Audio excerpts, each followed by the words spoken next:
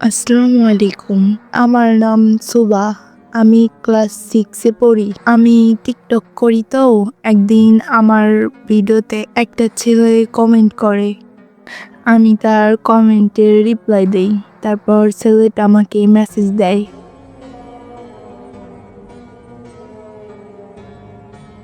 আসসালামু আলাইকুম।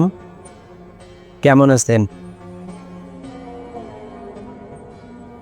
ওয়ালাইকুম আসসালাম। জি, আলহামদুলিল্লাহ ভালো। আপনি? আলহামদুলিল্লাহ ভালো। আপনি অনেক কিউট। থ্যাঙ্কস। আপনি অনেক কিউট। থ্যাঙ্কস।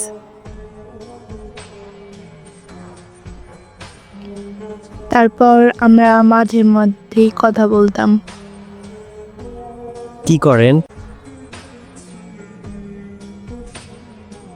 বসে আছি। টিকটকে ভিডিও দেখি। আপনি?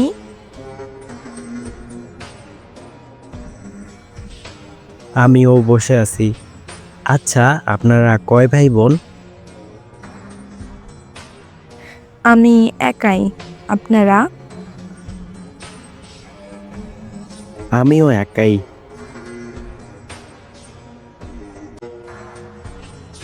এইভাবে ২-৩ মাস কথা বলার পর ছেলেটা আমাকে বলে, কেমন আছেন? আলহামদুলিল্লাহ। আপনি? আলহামদুলিল্লাহ। আচ্ছা, আমরা কি ভালো ফ্রেন্ড হতে পারি? হ্যাঁ, হওয়া যায়। আচ্ছা, তাহলে এখন থেকে তুমি করে বলবো। ওকে, আমিও বলবো। ছেলেটা আমার ভালো ফ্রেন্ড হতে চাইছিল। আমিও না করি নাই। ভালো ফ্রেন্ড হলে আর কি বাই হবে, এজন্য আর না করি নাই। কিন্তু একদিন সে বলে, কি করো? এই তো বসে আছি। তুমি? আমিও। আচ্ছা, তোমার বাসা কই? মোহাম্মদপুর। তোমার? ঢাকা। ও আচ্ছা। হুম। আচ্ছা, একটা কথা বলবো? বলো। তোমাকে আমার অনেক ভালো লাগে। I love you. কি বলতেছো এগুলা? সত্যি।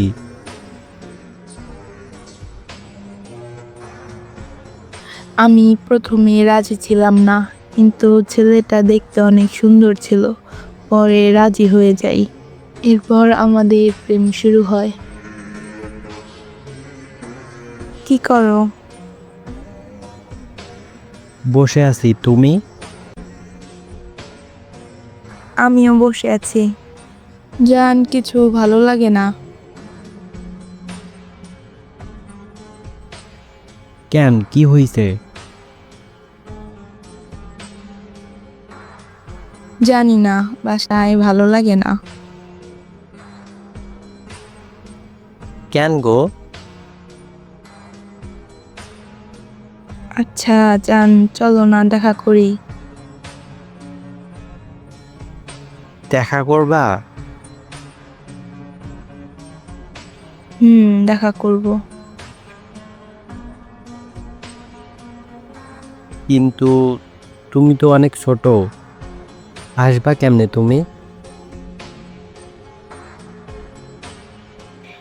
আমি আসতে পারবো। তুমি বলো দেখা করবা কিনা।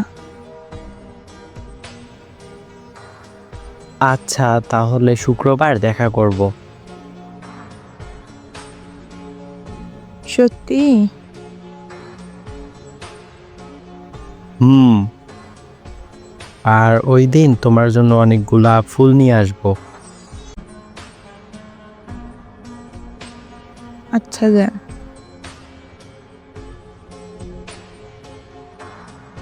তারপর আমি বাড়িতে কাউকে কিছু না বলে ঢাকা চলে যাই, কিন্তু বাড়িতে কিছু না বলার কারণে সবাই আমাকে খুঁজতে থাকে। আমি আর ছেলেটা অনেক জায়গায় ঘোরাঘুরি করি, অনেক মজা করি।